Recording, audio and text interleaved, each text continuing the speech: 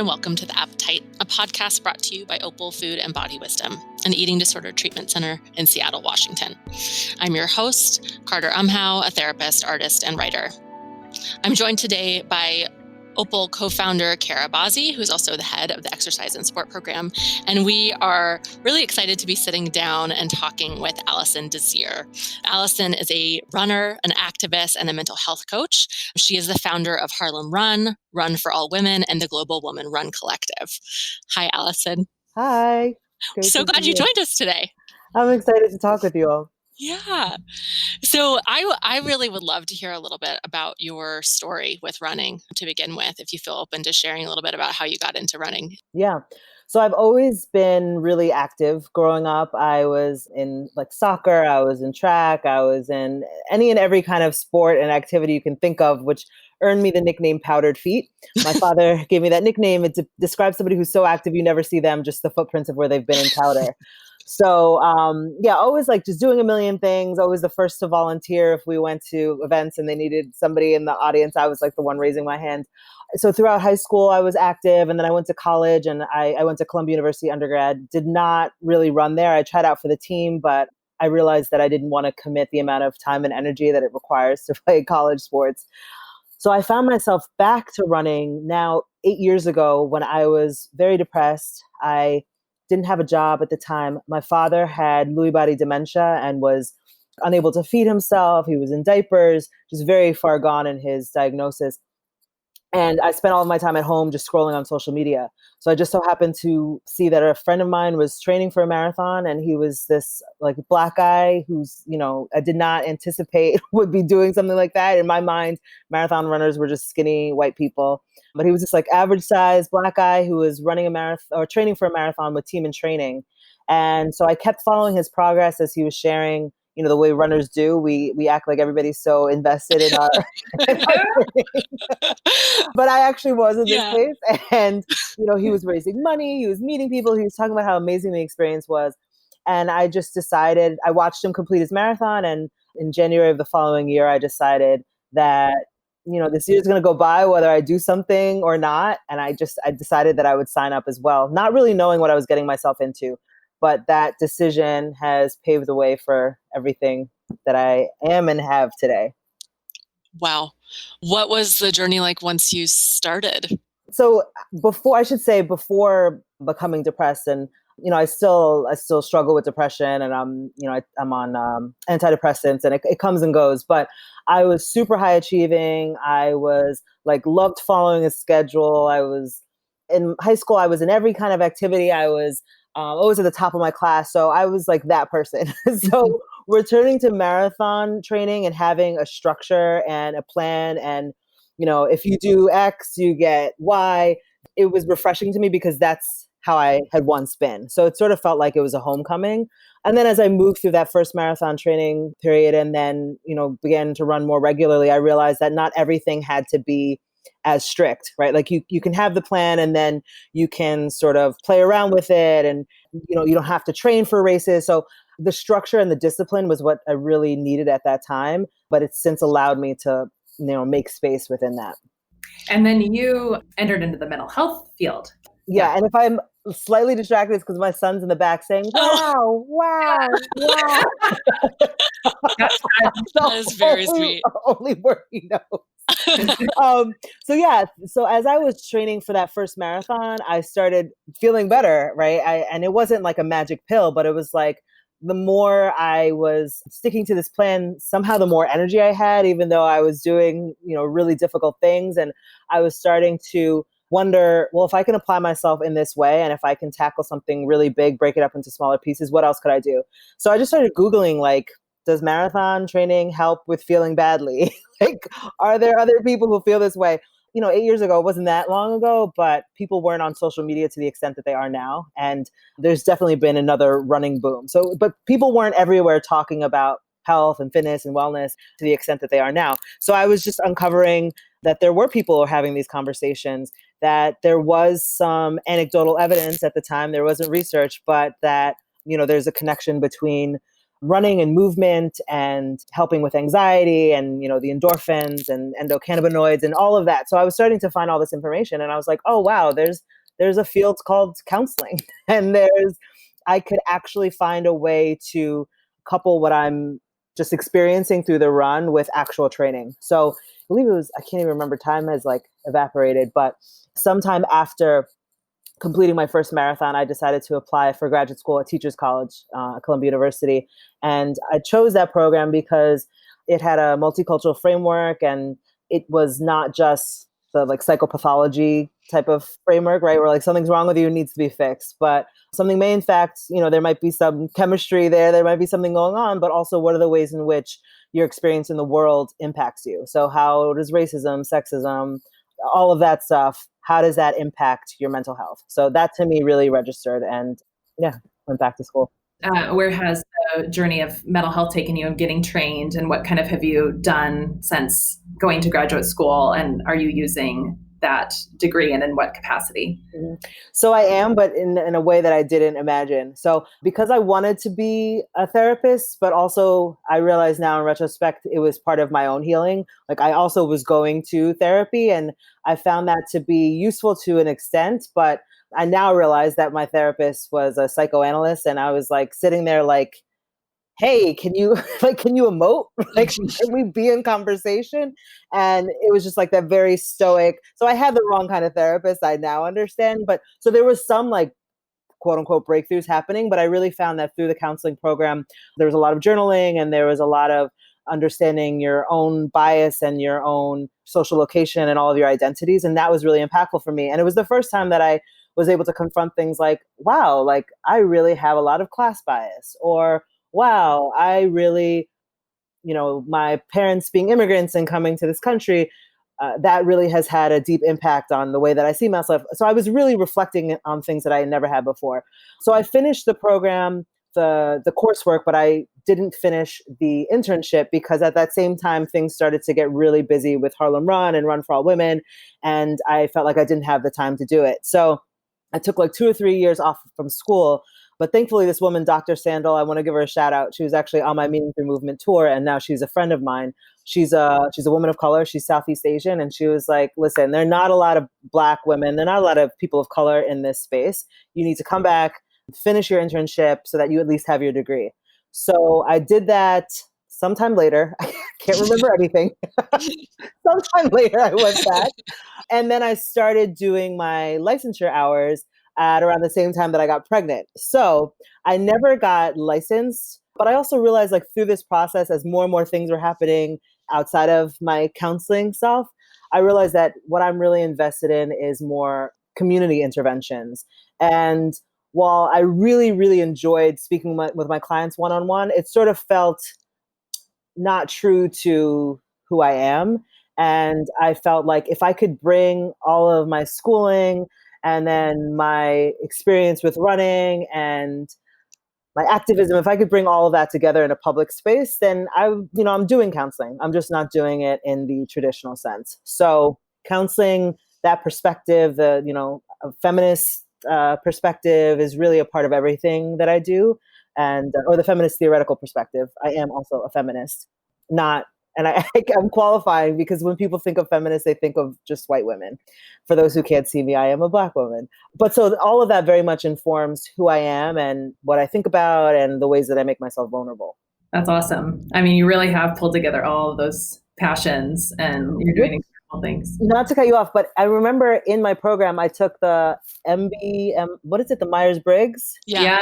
And I can't even remember like what the indicators are, but the result of it was like, there was a creative piece of me. And I remember my professor saying, you're going to be a person that creates something new. You're going to like that creative piece is going to come in. And I was like, yeah, whatever. Like, I don't believe in these tests because the norm group was a bunch of white men. So like, how could that test determine who I am? But somehow like the idea of bringing seemingly disparate pieces together, I think that has been like the creative, artistic part of me. I love it. Yeah. I love it. Using all these different gifts and your lived experience to do good in the world. It's awesome. Thank you. I would love to hear you talk a little bit about like what these things are that you've created. Like we've listed a couple of them, but for our listeners that don't know much, I'd love to hear like sort of what you're passionate about and what you are doing in the running world. Yeah. So Harlem Run, I started I ran my first marathon in June of 2012, and I started Harlem Run in November of 2013. And my goal was really simple. I was just like, there were not a lot of Black people in my training program. There were not a lot of Black people at the marathon. I'm going to start a program in Harlem. There must be other people who could benefit from this experience. So that was it. It was like really just find other people to run within the neighborhood and share this experience. It took like 4 or 5 months for the first person to show up. So I was showing up every Monday and posting on social media and trying to bribe my friends to come. But it took a long time for even like the first person to consistently come. And then from there, it was probably about a year until there was like 150 of us meeting together. And we were bringing people together of all ages, lots of different backgrounds, people who were walkers, runners, run walkers. And so it was this community of runners, but running was just the piece that brought us together, right? Throughout, people were meeting their friends, people were taking chances, trying new jobs, all the things that happen when you get into a movement practice. And so Harlem Run has since grown to be a group that does a lot of community work, a lot of fundraising, organizing around, big events. And out of Harlem Run came Run for All Women. After the 2016 election, I wanted to get to the Women's March and do something because I felt like I hadn't done enough around, Trump. Trump ended up getting elected, and I felt like I hadn't done enough. But I knew that if I organized my community and use my platform, I felt like I could make a big impact. So Run for All Women was just a run from, not just, but it started off as a run from Harlem to Washington, D.C. And of course, we can, now say what we want about the Women's March and their lack of intersectionalism, but it really was a moment. And after we did that run, it was 250 miles, and we raised over $150,000 for Planned Parenthood. People were like, "Okay, what's next?" And I was like, "That's it." I know. I mean, that's a lot. That's a lot. That's it. But we decided, myself and then the two women who I organize it with now, we were like, okay, there's an opportunity to create an ambassador program. Like, let's just share what we know and what we did. And a lot of people were really excited about the idea as running for social change. So that's really the root of Run for All Women. It's about using movement, running for activism. And we are in the midst of a campaign right now, Womxn Run the Vote. We have raised over $200,000 for Black Voters Matter, which is an organization that works to empower people to get out to vote, particularly Black people and other marginalized folks. But this is a 680 digital virtual relay event, and teams are completing the miles and raising funds. So we've definitely done a lot in the past few years. One thing I just want to say about what I love about that event is the inclusivity of the different forms of movement. Yeah. That to me really stood out of being aware of just the inclusivity aspect of it and not just biasing it towards the running as the movement. So I was really appreciative of that. The platform that we're using is Racery, and I'm not trying to like give a plug for them, but it is really incredible the way that they've created an algorithm where you put in your mileage, but you can also put in activities from like gardening to obviously walking, but I think there was cleaning. We might have removed it as one of the options because we're like, cleaning is should we encourage that? Is it like vacuuming? Is it scrubbing? But then there's an algorithm that converts it. And we really wanted to be mindful of that because Womxn Run the Vote is sort of a refresh of the 1977 Torch Relay. The Torch Relay, which I don't think a lot of people know about. I wasn't familiar with it. But it was an event. Billie Jean King attended it. It was the whole purpose of the event was women using their body as a form of political address. But that relay event was not as inclusive. It was a product of its time. So we wanted to make sure, okay, with this like reboot of it, how can we center the voices, the experiences of marginalized folks, and how can we make sure that as many people who are interested in participating can participate?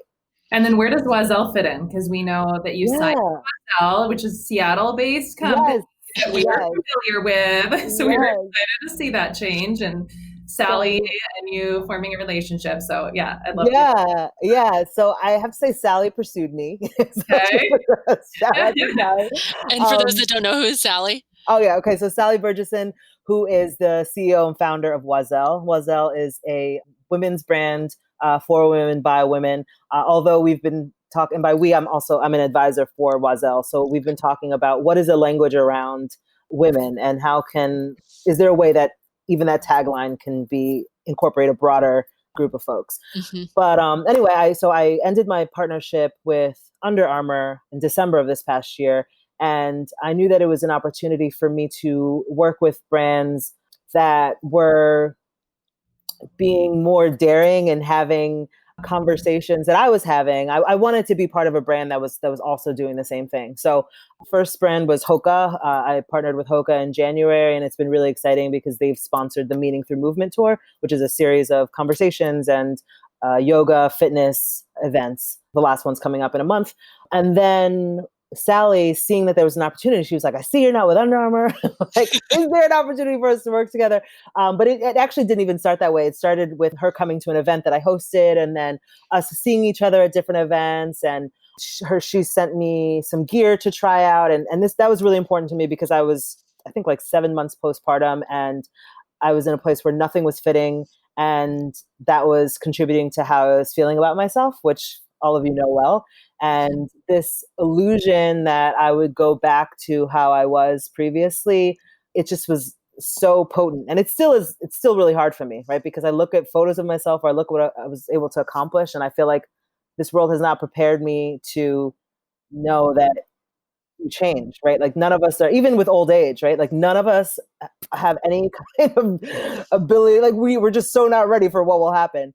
Anyway, so she gave me the clothes, and I was like, the product's awesome. I had heard about Sally before and the stands that she was making against Nike and the ways in which she was really putting herself out there in the way that brands don't. So officially I signed with Womxn in June, and it's been really cool. The next step is she's trying to get me to move to Seattle. I don't know if that's going to happen.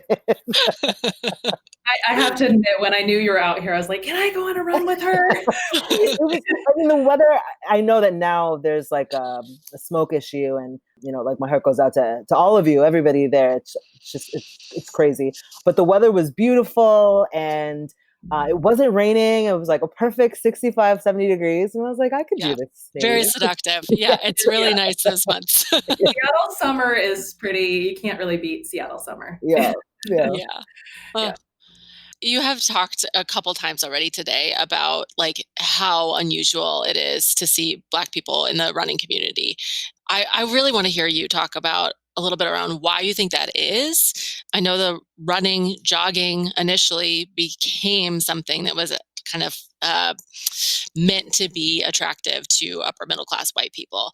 But I really want to hear kind of what it's been like as a Black woman to participate in a world that doesn't have a lot of representation, and why you think that is. Yeah, so I do have to say that I think in the last 8 years, I've realized that there are a lot of Black people who are running. There are a lot of Black people in the outdoors. It's more like you mentioned, that representation piece. And then, of course, there are obstacles that make it difficult for us to exist when we're doing these things. But yeah, so a big part of this is representation, and who you're seeing in magazines, on magazine covers, who you're seeing featured on social media, who you're seeing, what kinds of the ways in which the ads, all of the stuff that goes into, what is it, like the psychometrics that, or like whoever the companies determine their demographic is. In many ways, those products are not being presented to us, to people of color. But then when we are in these spaces, we find that our safety is compromised, or we find that, we just encounter racism. Obviously Ahmaud Arbery happened, the murder of Ahmaud Arbery. And I've been tracking since then, which maybe is like a little strange, but I've been tracking then all of the news articles around people being arrested while jogging, people being, not even the murders that have been happening, but things specific to jogging. And I think it's really interesting because now the media has sort of realized that, I guess, that's a niche that people are interested in. But finally, I feel like there's an uncovering of what we as Black and brown people know, that, this society has really been built around whiteness, and, laws around who has freedom to move, who can stay out after dark, who can have access to certain neighborhoods. All of that has limited the ways in which Black people can participate in outside life. And I mean that just even like going outside in New York City. So I feel like in running and in the outdoor community, these conversations are just starting to happen around like, oh, if we're living in a country that's rooted in white supremacy, of course that's going to filter into every single thing that exists within that society, and running is no different. Would you add anything too about representation when it comes to size and shape? I know Myrna Valario is somebody who's bringing both of those identities into the conversation, and I'd love to hear. I don't know, I've heard a little bit of you commenting about that, but I'm curious if you'd have more to say about that too. Yeah, totally. I mean, I realize like I have a lot of privileges, and I also have a lot of marginalized identities, but one of my privileges still is, I mean, I'm by no means am I a large woman, but I'm larger than I once was. And before, I was stereotypically what a runner looked like in terms of body size, right? And I now realize, and I actually, after getting pregnant and a few months postpartum, I was like, wow, nobody's even going to care about what I have to say anymore because I don't, quote unquote, look like a runner, right? So even the things that, if my friend said to me like, oh, I'm fat, right? Like I'm not a runner, I'd be like, what are you talking about? Of course you're a runner. But it's very different from the internal dialogue that we have with ourselves. And so I'm now, faced with coming to terms with the fact that I have these internalized ideas about what is pretty and what's beautiful. A lot of that comes from ideas of like whiteness and then thinness. So at the end of the day, none of us is safe from these systems. It's like about every day committing to be anti-racist, every day questioning what your privilege is, every day fighting against these internalized scripts that we've been given since the day we were born, right?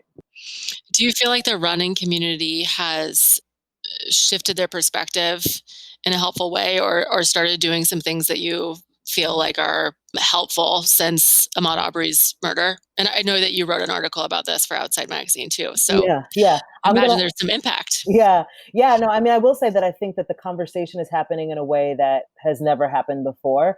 Has never happened by white people before, right? These are conversations that me and my friends have often had. I mean, the whole reason for starting Harlem Run was about representation.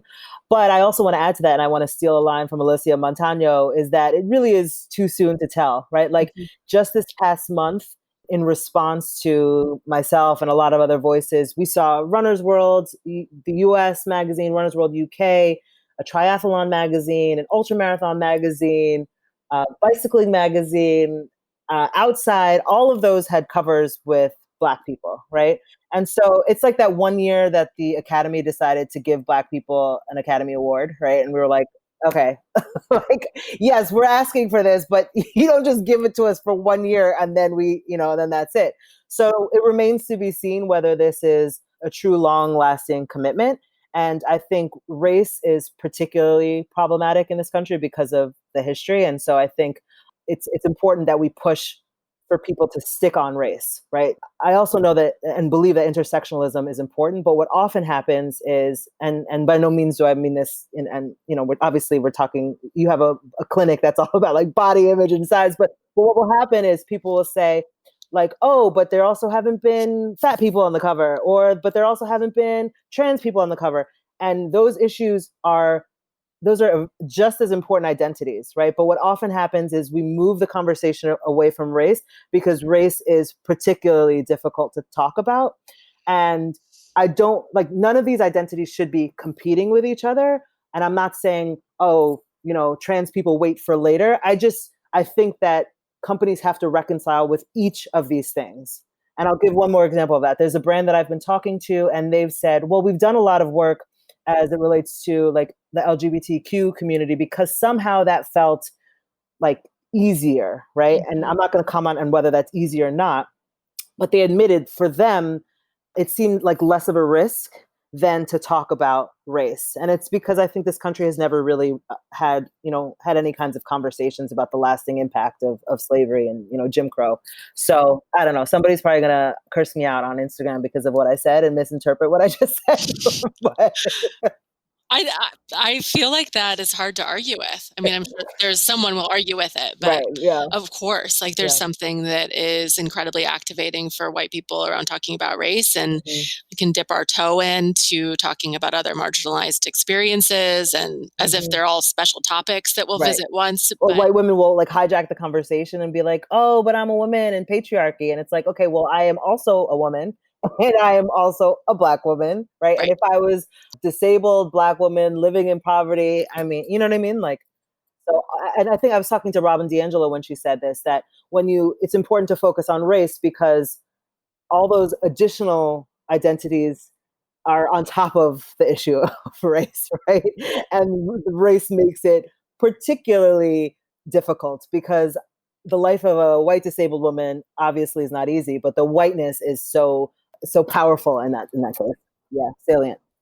Yeah, I have a 11 and a 13-year-old, and I've done some kids workshops, and I'm thinking about the opportunities I've gotten to talk in front of coaches and just kind of going into that preventative space of what do people need to learn? What do people need to know? How do we create sustainable change and keep the conversation about race at the forefront? And I don't know, I guess I feel curious if there's things that you have been thinking about on that kind of preventative aspect with kids and with youth or coaches or the influencers of how these kids are being raised to see race and to especially for the white kids and the white running community, these running programs of all these youth, right? Yeah, I guess I just feel curious what your thoughts are with that.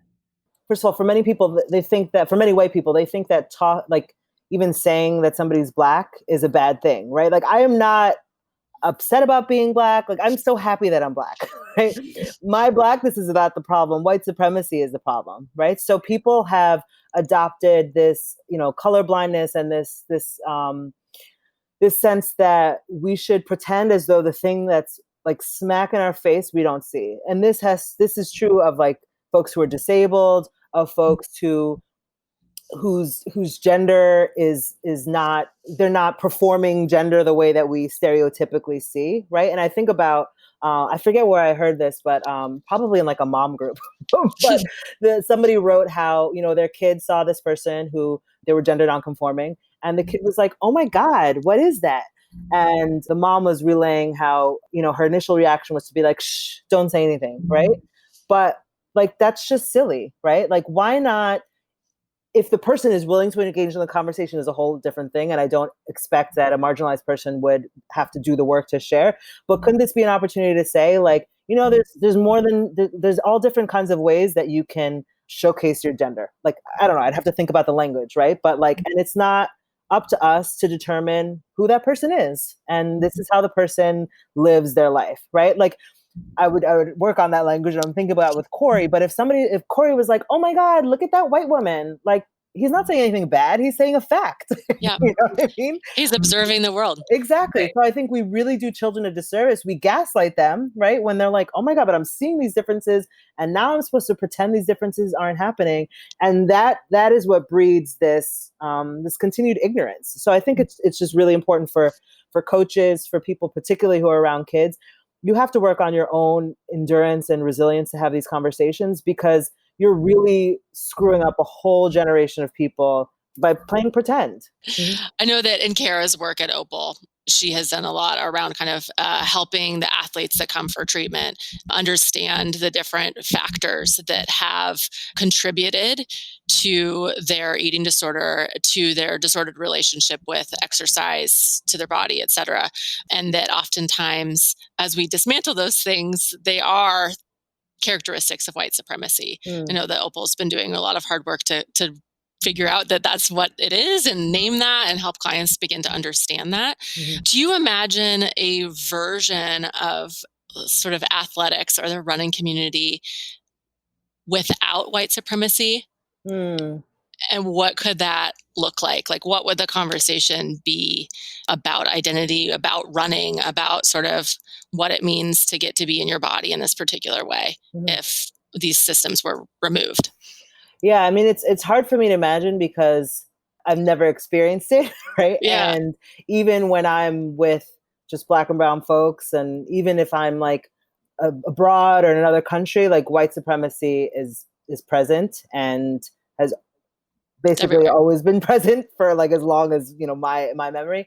But I mean, I imagine that looks like just being able to embrace and talk about difference. And, you know, the little things that I just watched this, and I have it here on my desktop. It was this workshop, Healing from White Supremacy.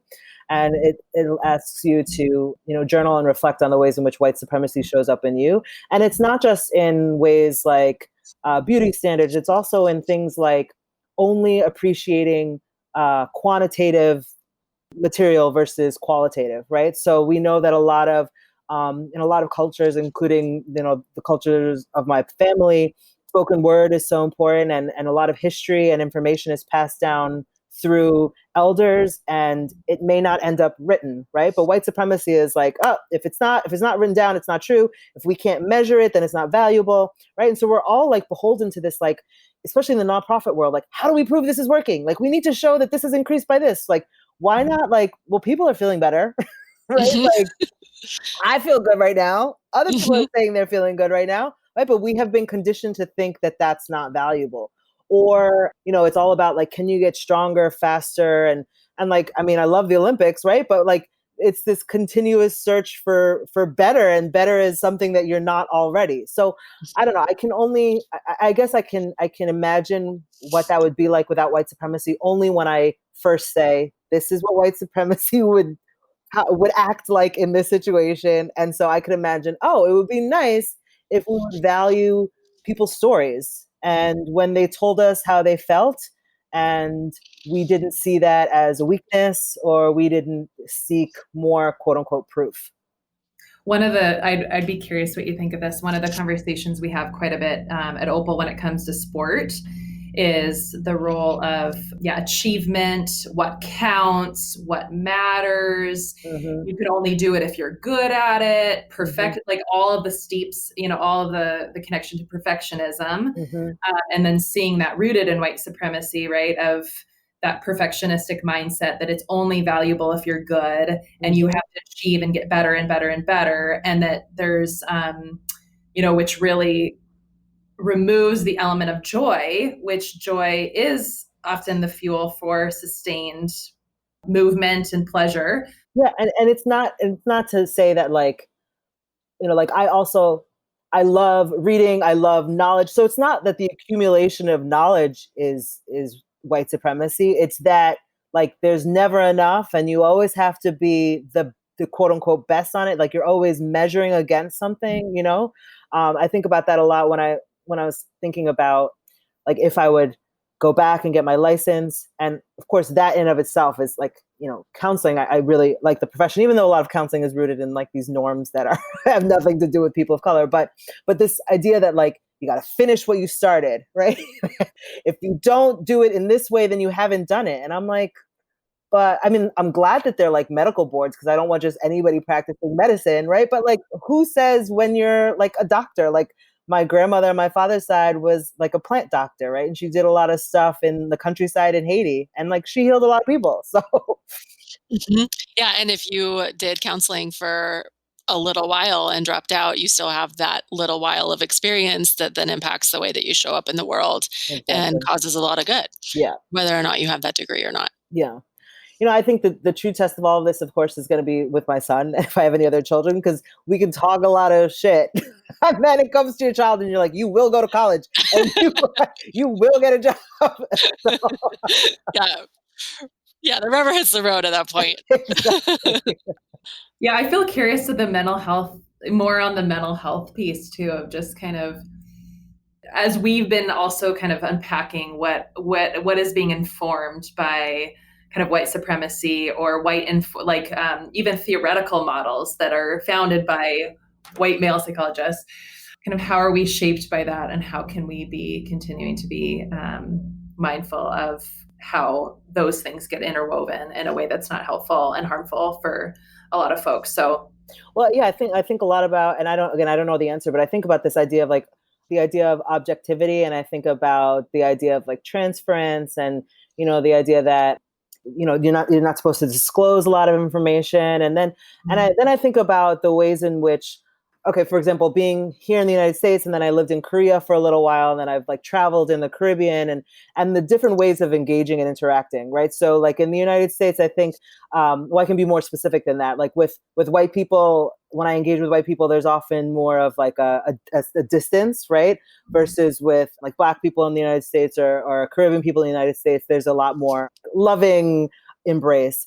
In Korea, it's like very hierarchical, a lot of ritual, a lot of tradition. In Haiti and other places in the Caribbean, again, like similar to the United States, when I meet somebody of that background, there's just more of an embrace and a lot of disclosure. And that's just in general conversations, right? So I'm making this generalization. So then you think about all these different types of people coming into the counseling room, and we have this one way of being where we have to be objective, and we don't accept gifts, and we don't, all those things, when in certain cultures, like you give a gift as a show of like reverence, right? Or you like hugging and showing emotion is important, or on the other side, like not showing emotion. It's just, how could these ideas that these white men created really account for the wide spectrum of ways of being and culture? Now, I do understand that if I'm really enmeshed with the person, and if I like, love them in a romantic way, it's obviously really difficult for me to have perspective, but there is no objectivity. And if we could allow for a multicultural approach where, okay, this person, like they give gifts because that's just their way of showing appreciation, then accept it as a gift and not a bribe, right? Like let's remove that sense of understanding, because that's what we're putting on it. Yeah, I mean, those things shouldn't be pathologized. Exactly. They should be embraced. Exactly. For sure. Yeah. And like, not without reflection, right? Because then you also have to think about, okay, what does this mean for me? Like, do I like seeing this client more? Am I eager to schedule future appointments because they're giving me gifts? Well, like, okay, then there's probably something problematic there, right? But this idea that there's just one way of doing this, and then of course, like all of the ethics that have been built around this one understanding do make it difficult. Mm-hmm.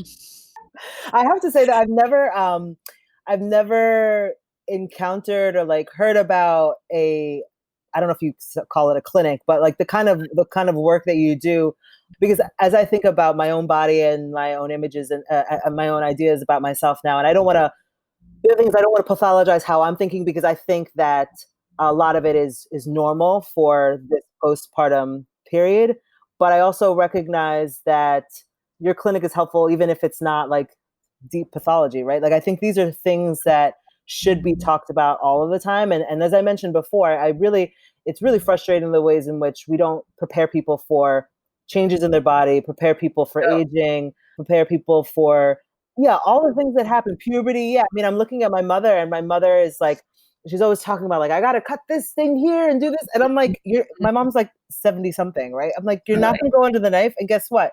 Shit is supposed to be like that. Yeah. Right. Like me, that'd be super freaky, Yeah.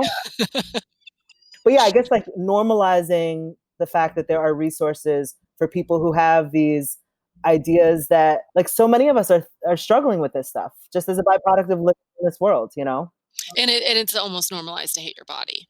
Exactly. And so yeah, I was just running. So I was just running. Both my girls do cross country, and I was running with a couple 9 to 10 like pre-puberty girls, and then some girls that are right in the midst of puberty and their bodies are changing.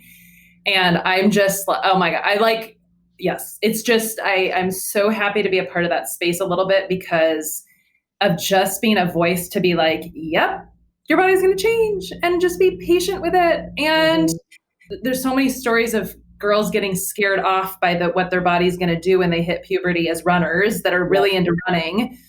Yeah, I have so much passion about how we engage kids during that time, about having a voice that normalizes it, celebrates it, holds patience for it. Yeah.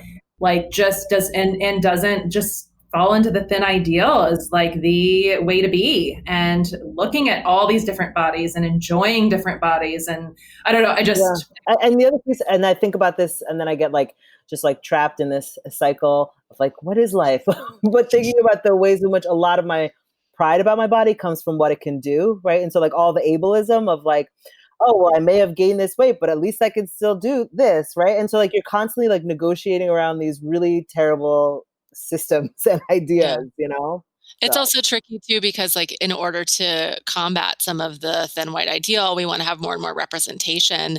And yet there's still this thin line between that and objectification. Sometimes once you get people's bodies just out there, like, okay, let's get someone that's this size and this color. And that like, you then wind up also relating maybe to kind of the body still as an object rather than getting to have the embodied experience of like, ooh, what is it like to go through puberty? Oh, it feels uncomfortable, or it feels this, or it feels like I'm curious now about myself in this new way. Exactly. And then having that more internal, attuned relationship with your body that really is outside of all of those systems once it's coming from the inside. Mm-hmm, mm-hmm. Yeah, that nuance is lacking from everywhere. Yeah. Alison, it's been so wonderful getting to talk with you. I know that we all want to just keep talking, but I want to make sure that our listeners have a sense of what you're up to in the community right now, how they can be a part of the different fundraising and the different things and initiatives you're doing around voting, et cetera. So tell us, please. Sure. So if you want to find me, you can find me on Instagram, Facebook, Twitter, my website, Alison M. Désir, right? So it's AlisonMDésir.com, Alison M. Désir at all these other places. The initiative Womxn Run the Vote, you can find that information most easily on the Womxn website. The URL is not the easiest to say, but all that information is on the Womxn website, and you can donate or you can participate. You can do both. I imagine that we're going to end up raising $250,000 for Black Voters Matter, which is really exciting. And then the other piece, I'm finishing the Meaning Through Movement tour. So the last stop is on September 26th. And that will be a conversation about, with a sports psychologist, about unlocking your potential. It should be an interesting conversation because a lot of people talk about potential and it's like, what does that even mean, right? And then I hope that October, November, December, I get to sleep, but the way my life works, there'll be something else. But that's it for now. Oh, I hope you get to sleep. I know. You're doing a lot. Thank you. Well, we will make sure to be linking all of those things in the description box for anyone that's listening that needs just a quick link to find and follow Alison. Thanks again, Alison, for joining us. It's been really fun. Yes, thank you so much. I hope it's funny. I do podcasts and then I'm like, did anything I say make sense? So when I re-listen to this, I'll be proud of myself.